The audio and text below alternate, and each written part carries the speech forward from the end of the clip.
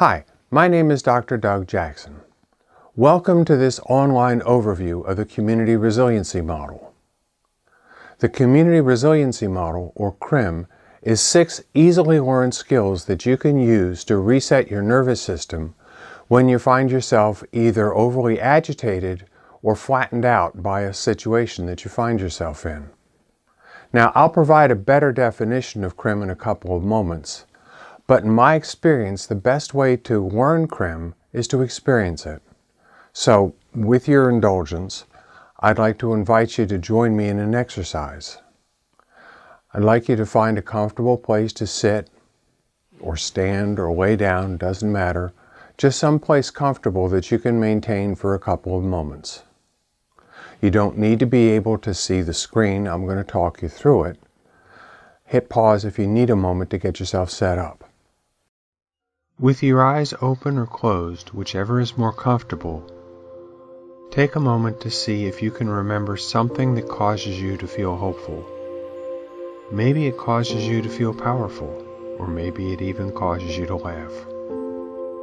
This could be the memory of a person, place, an activity, a skill, a hobby, a spiritual guide, an animal, anything that brings you joy, peace, and calm. Or perhaps a characteristic about yourself, or someone meaningful. A thought of someone's compassion, or maybe a sense of pride in your own abilities. You are athletic.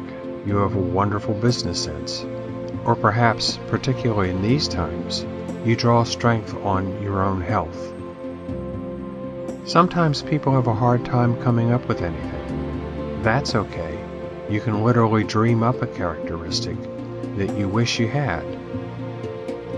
If you wish you had a superpower, what would it be? No need to overthink this. There are no wrong answers. Anything that is pleasant, inspiring, or hopeful. Feel free to hit pause if you need a moment. We are going to restart the lesson in about 15 seconds. If you have your eyes closed, you might want to open them in the next few seconds. Please bring your attention back into the room. Did something come to mind? Good. Let's see if we can relax into it a little bit. If it was a memory, what was the weather like? What was the temperature like? Was it warm, hot? Was it neutral? Was it chilly? If the memory was of a person, can you remember what that person's voice sounds like? If what you thought of was a characteristic of yourself, that you're athletic, were you able to think of a particular instance where that characteristic was able to help you feel more successful? Were there any smells involved? Did you touch anything? The more that we can bring sight, sound, smell, taste, touch, the more vividly we can bring those to mind, the more successful an exercise like this can become. So see if you can settle in and see whether you can bring those sorts of characteristics to mind. Hit pause if you need to. So, how did that exercise land in your body? Were there particular places that you noticed in your body as you did that exercise? And as you noticed those places in your body, what sensations came up? Were those sensations pleasant, unpleasant, or neutral? That's really our first CRIM question, because the ability to discriminate between a pleasant sensation, an unpleasant sensation, or a neutral sensation gives us the foundation and the freedom to be able to recognize how a sensation feels, and if it's a sensation which is knocking us off of our stride, that we can choose to bring another sensation to mind that helps us get back on track. The Community Resiliency Model, or CRIM, is a set of 6 easily learned skills developed by Elaine Miller-Karras at the Trauma Resource Institute in Claremont, California. Now, CRIM skills are designed to be trained in an interactive manner. In other words, they are not designed to be trained by people who are sitting in front of a computer screen being talked at. So, let's be honest, this is kind of the antithesis of how CRIM should be taught. But I'm developing these at the request of Jewel Gooding, who is Executive Director of the Georgia Chapter of Mental Health of America, and with the permission of the Trauma Resource Institute, to be able to present this in these very difficult times. Now, the COVID-19 epidemic is certainly distressing. These skills can be used to help either lower the distress or even turn distress into resiliency.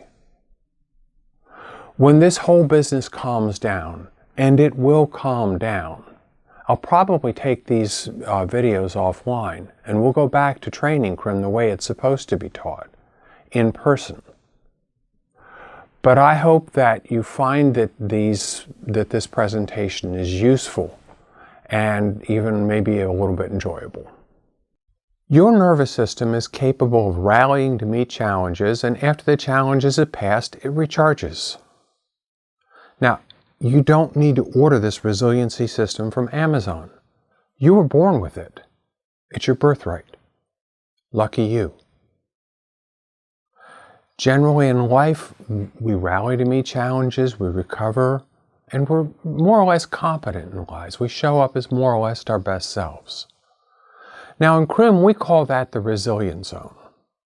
Notice I didn't call it the happy zone. Challenges are usually unexpected, unwelcome, not happy events, thus the challenges bit. But we face challenges and we can feel irritated and still we get things done. It's okay. Or we can face challenges and feel a little down about it, like, oh, geez, do we have to do this again? But you get it done and it's okay. But then life throws curveballs. So something happens that just knocks you out of your zone completely. And you might get knocked into the high zone, that zone where you feel irritated, anxious, painful. Or you might get knocked down into a low zone where you feel numb and flattened, sad, isolated. And the thing is that once you get knocked out of your zone, it can feel a little difficult to get back in the zone. And that's when CRIM skills come in to be useful. For reasons that are beyond the scope of this video, the width of a person's resilient zone varies from person to person. It can also vary throughout the course of a lifetime. If you practice the CRIM skills that we're teaching, it's quite likely that your resilient zone will actually grow, become wider. And there are lots of other practices that can help widen your zone too. Healthy relationship, diet, exercise, spiritual practices, meaningful employment, all the usual suspects. And the width of your resilient zone also can change from day to day. Now, most days when I'm not sheltering in place because of COVID, I go to Atlanta about 3 or 4 times a week, and that means spending an hour or so on I-20 headed west. So let's imagine a morning when I pull onto I-20. I don't know what's going on, but there's nobody else headed west on I-20. It's just me. Put on cruise control, start up an audiobook, whoosh. My zone's going to be pretty wide on that day. It's going to take a lot to knock me off my stride. Or let's imagine the opposite day. I pull onto I-20 and every knucklehead in Georgia is on I-20 headed west. and every single one of them is cutting me off in traffic. Now, my zone's going to be pretty narrow on that day. It's not going to take a lot to knock me out of my zone on that kind of a day. Okay, so here's the thing. After my drive in, I get on the elevator, I go up and I go to my cubicle, and there's this piece of paper face down on my chair. Now, y'all know what that means. That means that somebody way above me in the food chain has said, you will attend to whatever it is on this piece of paper next. Regardless of what else is going on in your life. Next. Okay. Now, I've been working on a project for the last couple of weeks, and it's due in 2 weeks. So,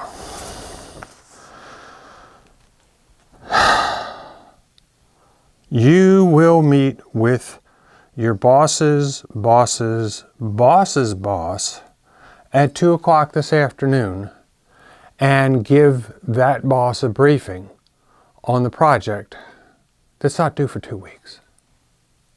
Boom! Now, let's imagine that happened on the every knucklehead in Georgia's on I-20 day. And so my zone is pretty narrow to start with. How do you think I'm going to react to that? Well, I got a pretty good guess. Chances are that under my breath, I'm swearing a blue streak. And I'm blessing out and just crying mercy and how unfair life is to anybody who will listen, anybody who unfortunately can't get away fast enough when they see me coming. What problem does that solve? Well, it doesn't help me get ready for the meeting at 2 o'clock. In fact, it actually gets in the way because by staying so amped up, I'm actually having a harder time thinking straight. Or, what would happen on that morning when there was nobody on I-20 except me? I mean, I'm still not going to be thrilled. That message is still going to go boom in my head. But I'm probably going to be thinking about solutions. I'm probably going to be thinking I need to get in touch with my boss and let her know I am doing nothing but getting ready for this meeting this morning. Please clear the road for me. Tell people not to bug me if you can.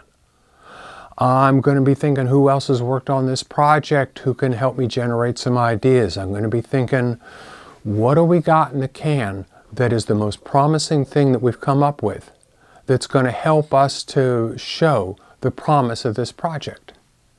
In other words, I'm going to be thinking about solutions. And that's where CRIM becomes so useful. We're going to have times when we get knocked out of our zone. But if we can use skills to get back in the zone, we can show up as our best versions of ourselves. We can show up as competent employees, competent teammates, competent spouses, competent parents. We can show up as something pretty close to our best selves. So let's pop the hood on your brain and have a look at how this resiliency stuff works. Coming up next, meet your brain.